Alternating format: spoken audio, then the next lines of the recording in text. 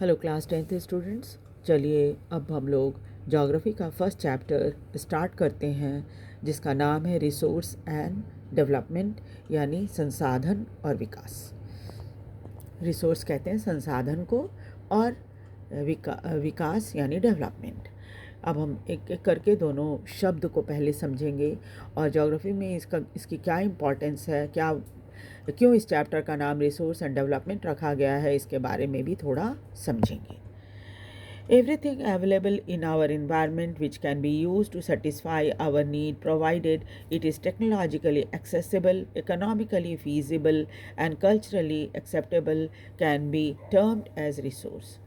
हर वो चीज़ जो कि पर्यावरण या वातावरण में अवेलेबल होती है, जिसको हम अपनी ज़रूरतों को पूरा करने के लिए इस्तेमाल कर सकते हैं, अगर ये चीज़ टेक्नोलॉजिकली एक्सेसिबल है यानी टेक्नोलॉजी की मदद से हम उस तक पहुंच सकते हैं, इकोनॉमिकली फ़ीज़िबल यानी इकोनॉमिकली उसको इस्तेमाल करने में कोई बहुत ज़्यादा हमें खर्च नहीं आएगा, एंड कल्चरली एक्सेप्टेबल और कल्चरली यानी हमारा संस्कार या धर्म जो है, परंपरा, वो हमें इस चीज़ को एक्सेप्ट करने के लिए अलाउ करती है। तो इसको हम संसाधन या रिसोर्स कहेंगे। The process of transformation of things available in our environment involve an interdependent relationship between nature, technology and institution। किसी भी चीज़ को जब हम ट्रांसफॉर्म करते हैं जो हमारे पर्यावरण में इन्वॉल्व है, उसको जब हम ट्रांसफॉर्म करते हैं तो क्या होता है, ये हमारे इंटरडिपेंडेंट रिलेशनशिप को दिखाता है। किसका इंटरडिपेंडेंट रिलेशनशिप? नेचर का, टेक्नोलॉजी का और इंस्टीट्यूशन का। नेचर यानी प्रकृति, टेक्नोलॉजी जो हम इस्तेमाल करते हैं उस चीज़ को ट्रांसफॉर्म करने में, अपने काम के लायक बनाने में, और इंस्टीट्यूशन यानी किसी भी एक संस्थान या किसी बिना इसके मदद के तो नहीं हो सकता। अब संस्थान को भी हम समझेंगे धीरे धीरे जब आप चैप्टर को और आगे पढ़ेंगे। Human being interact with nature through technology. इंसान क्या करता है? नेचर का इस्तेमाल करता है टेक्नोलॉजी की मदद से। Create institution to accelerate their economic development. फिर क्या करता है? वो इंस्टीट्यूशन क्रिएट करता है। अब देखिए, मैं एग्जाम्पल से आपको समझाऊंगी तो ज़्यादा बेटर तरीके से आपको समझ में आएगा। क्या है कि इंस्टीट्यूशन क्यों बनाना पड़ता है? क्योंकि बिना उसके कोई चीज़ आप प्रकृति से लेकर अपनी ज़रूरत के लायक इस्तेमाल करने की चीज़ में कन्वर्ट नहीं कर पाओगे। क्यों? कि देखो, जब आप प्रकृति में आपको आयरन ओर मिलता है, सपोज़ आयरन ओर आपने हासिल किया, खदानों से निकाला। अब वो आयरन ओर आपकी किसी इस काम का चीज़ नहीं है। फिर आप क्या करोगे? उसको एक फैक्ट्री में ले जाओगे, फिर उसको पिघलाओगे, फिर उसका उसका जो वो शुद्ध होएगा, उसमें और भी कई चीज़ें मिलानी पड़ती हैं। मिलाने के बाद वो शुद्ध होएगा, शुद्ध होने के बाद तब जाके आप उससे कोई चीज़ लोहे की चीज़ बना पाओगे। ठीक है? तो क्या होता है, ये जो संस्थान आयरन और प्लांट जो है, इसको हम इंस्टीट्यूशन कहेंगे, है ना। जहाँ पर आप ये सब का, वहाँ भी एक ही, ये नहीं कि ले जाके गर्म करके पिघला दिया और सब ख़त्म, तैयार हो गया आपका लोहा, नहीं, उसमें भी बहुत सारी प्रोसेस होती है जिसको करनी पड़ती है। ठीक है? तो ये इस तरह क्या है, वो इंस्टीट्यूशन बनाता है, यानी आयरन ओर निकाला, फिर उसको फैक्ट्री में ले गया, फिर फैक्ट्री में कई स्टेजेस में उसकी शुद्धिकरण हुई, तब जाके लोहा बना, स्टील बना, जो भी आप बनाना चाहो, और तब जाके वो आपके इस्तेमाल के लायक हो पाती है। वो भी नहीं, अभी तो शीट बनती है, फिर जाता है उन जगह पे, दूसरे इंस्टीट्यूशन में जाएगा, वो दूसरी जगह जाएगा जहाँ पर उसे बर्तन के रूप में या छड़ के रूप में या जो भी जिस चीज़ में आप चाहो उस चीज़ में उसको बदलोगे। ठीक है? To accelerate their economic development. जब ये इंस्टीट्यूशन सब चीज़ें बनाते हैं, उसके बाद क्या होता है हमारी इकोनॉमिक डेवलपमेंट यानी आर्थिक जो विकास होता है वो शुरू होता है। तब हम क्या करते हैं, सामान बन जाता है, फिर हम इस्तेमाल करते हैं। लोहा जो है बना, उससे कब बर्तन बने और बहुत तरह के लोहे के सामान बने, मशीनें बनी, है ना, जो और आगे हमारी डेवलपमेंट में मदद करती है। Do you think that resources are free gift of nature as is assumed by many? क्या आपको लगता है कि जो संसाधन हमें प्रकृति से मिलती है, जैसे हम खदानों से लोहा और भी कई तरह के जो मिनरल्स होते हैं उसको हम निकालते हैं, है ना, या और भी कई दूसरी चीज़ें हमें जो नेचर से मिलती हैं, तो आपको क्या लगता है कि वो हमें फ्री में मिली हुई हैं? दे आर नॉट, बिल्कुल नहीं, फ्री में नहीं मिली हुई हैं। Resources are a function of human activity. ये रिसोर्सेज हमें तब प्राप्त होती हैं जब इंसान की एक्टिविटी उस पर होती है। ज़मीन के अंदर तो बहुत सारी चीज़ें हैं, इंसानों को बहुत सारी चीज़ों के बारे में पता भी नहीं है, तो जब तक वो जब इंसान पता लगाता है और उनको निकालता है, तब हम उसको रिसोर्स बोलते हैं।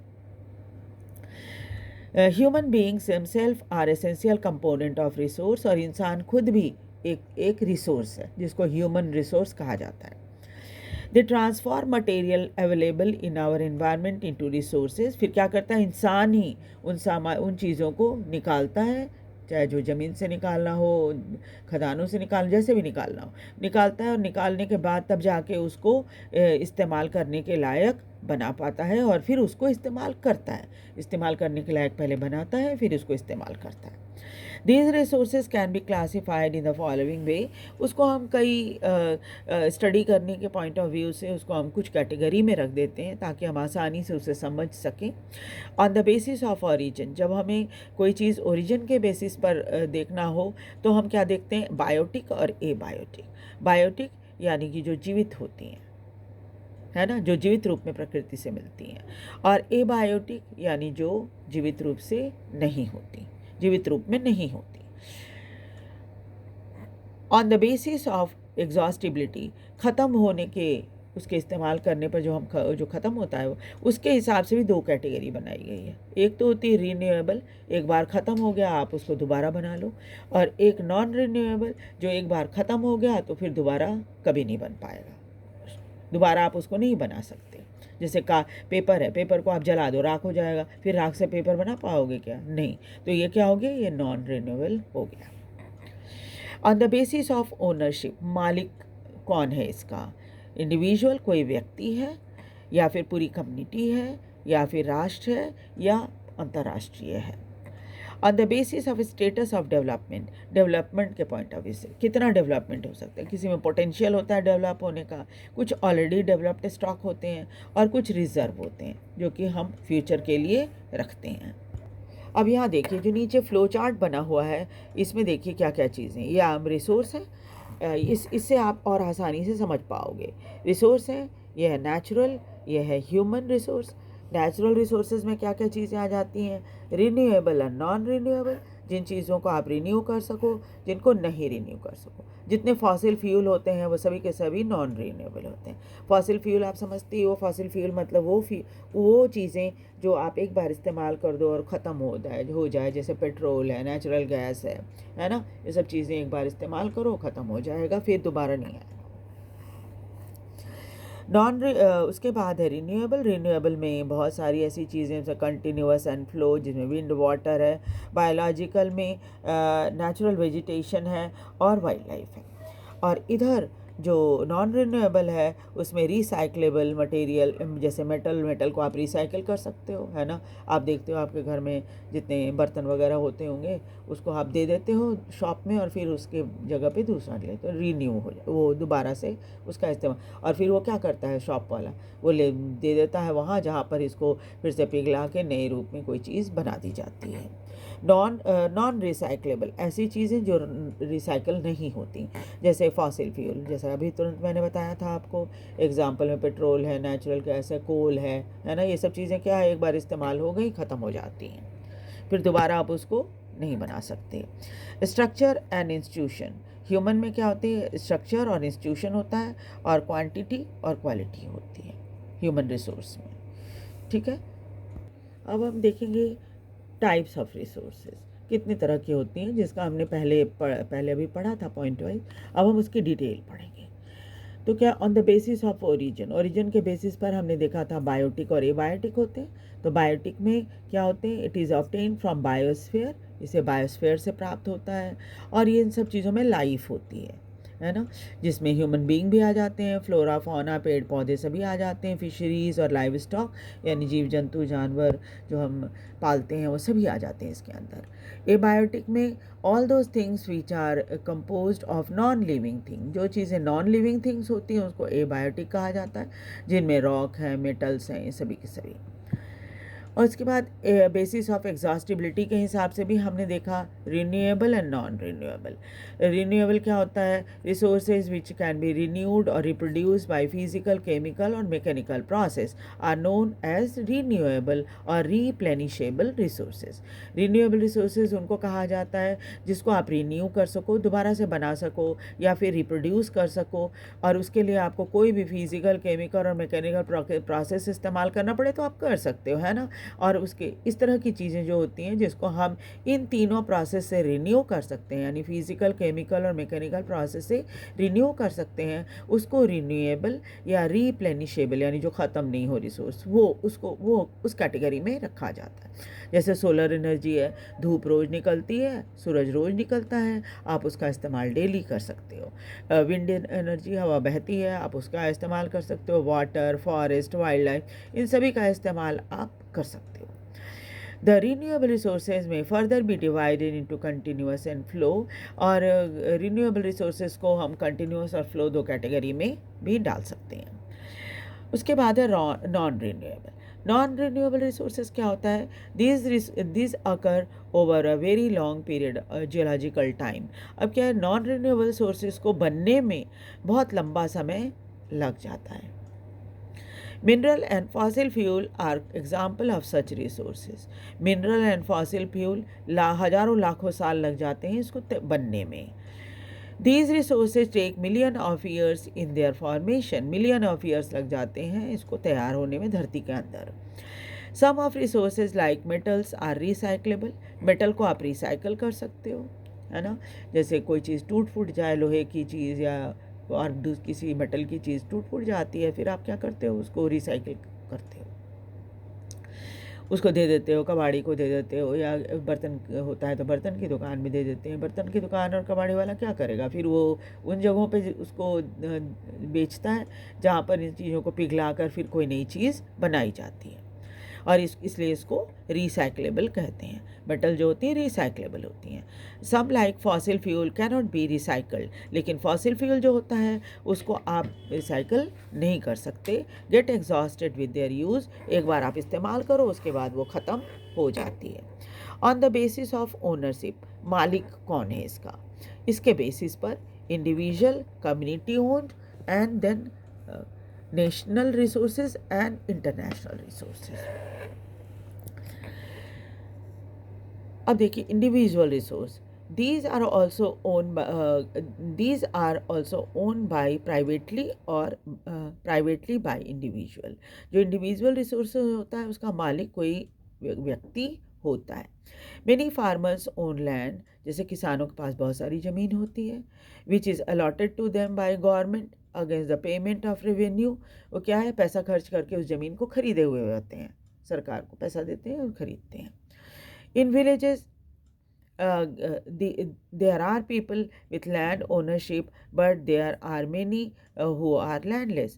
गांव में बहुत सारे लोगों के पास ज़मीन होती है, बहुत सारे लोग ऐसे होते हैं जिनके पास ज़मीन नहीं होती। अर्बन पीपल ओन प्लॉट, शहरों में क्या होता है, लोगों के अपनी प्लॉट होती है, हाउसेस होती है, एंड अदर प्रॉपर्टी, और दूसरी तरह की प्रॉपर्टी भी हो सकती है।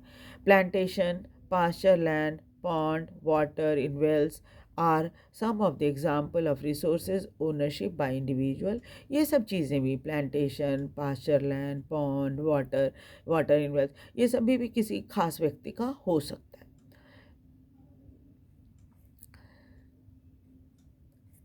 So are some of the example of resources ownership by individual। Make a list of resources owned by your household। आप चाहे तो अपने घर के लोगों के पास कितनी कहाँ क्या ये है रिसोर्स, किस चीज़ों के वो दे ओनर हैं, उसकी लिस्ट आप बना सकते हो। There are resources which are accessible to all the members of the community। कुछ चीज़ें ऐसी रिसोर्सेज ऐसी होती हैं जो कि जिसका इस्तेमाल पूरी कम्युनिटी करती है। विलेज कॉमन्स, ग्रेजिंग ग्राउंड, जैसे गांव में कॉमन जगह होती है, वहाँ पर आप जानवरों को चरा सकते हो। बरियल ग्राउंड, मृत्यु हो जाए तो दफनाया जाता है लोगों को। विलेज पॉन्ड, तालाब होता है गांव का जिसको सब इस्तेमाल कर सकते हैं। पब्लिक पार्क, शहरों में आप देखो पब्लिक पार्क होती है, वहाँ सब लोग जा सकते हैं। पिकनिक स्पॉट्स होती हैं, वहाँ भी सभी लोग जा सकते हैं। प्लेग्राउंड होता है, या फिर अर्बन एरिया में शहरों में बच्चों के खेलने, तो पार्क या खेल का मैदान होता है जहाँ पर वो जाकर खेल सकते हैं। और in urban area are de facto accessible to all people living there. तो इस तरह से ये सब जगह जो होती हैं वो सब के सब क्या हैं, सभी लोगों के लिए होती हैं और सब लोग इसका इस्तेमाल कर सकते हैं। नेशनल रिसोर्सेज में वो रिसोर्सेज आ जाती हैं जो जो सरकार के हाथ में होती हैं। और टेक्निकली अगर कहा जाए तो all the resources belong to nation. सभी जितनी रिसोर्सेज इस भारत के अंदर है वो सब के सब नेशनल रिसोर्स कहलाएगी। The country has a legal power to acquire even private property for public good। और सरकार चाहे कि सरकार के पास ऐसी कानूनी ताकत होती है कि वो प्राइवेट प्रॉपर्टी को भी ले सकती है, इसलिए ताकि उसका इस्तेमाल ज़रूरत से ज़्यादा लोग कर सकें अपनी ज़रूरतों को पूरा करने के लिए। You might have seen roads, canal, railway being constructed on the field owned by some individual. आपने देखा होगा कई बार सड़कें, नहरें और रोड क्या होती है, खेतों के बीच से होती हैं। तो क्या होती हैं, वो ज़मीन सरकार ने ले ली जिस पर पटरी बिछाई हुई है ना, या सड़क बनाया हुआ है, तो सरकार ने उस व्यक्ति से ले ली कि भाई ये यहाँ पर सड़क बनाने के लिए इस जगह का इस्तेमाल होगा। Urban development authority get empowered by the government to acquire land. शहरों में भी अर्बन डेवलपमेंट अथॉरिटी होती है जिसको पावर होता है वो ज़मीन को कहीं से भी ले सकता है। All the mineral and water resources, forests, wildlife, land within the political boundary and oceanic area up to 12 nautical mile (19.2 kilometer) from the coast termed as territorial water and resources therein belong to the nation। ये सभी चीज़ें, सभी mineral और water resources, जंगल, wild life, land जो political boundary के अंदर है देश के, या ओशनिक एरिया 12 नॉटिकल माइल्स तक, जिसको अगर किलोमीटर, ये तो समुद्र के अंदर ज़मीन जगह नापने का ये है, या डिस्ट्रिक्ट है। ये जो है 19 किलोमीटर में अगर देखा जाए तो 19.2 किलोमीटर है। From the coast territorial water, वो समुद्री किनारे से इतनी दूरी को टेरिटोरियल वाटर कहा जाता है। Resources therein belong to the nation, और इसके अंदर जो भी रिसोर्सेज हैं वो नेशन का होता है। अब नेक्स्ट क्लास में हम लोग इंटरनेशनल रिसोर्सेज पढ़ेंगे। आपको वीडियो कैसा लगा, आप इसे लाइक और सब्सक्राइब ज़रूर करें, कमेंट और शेयर भी करें। Thank you very much.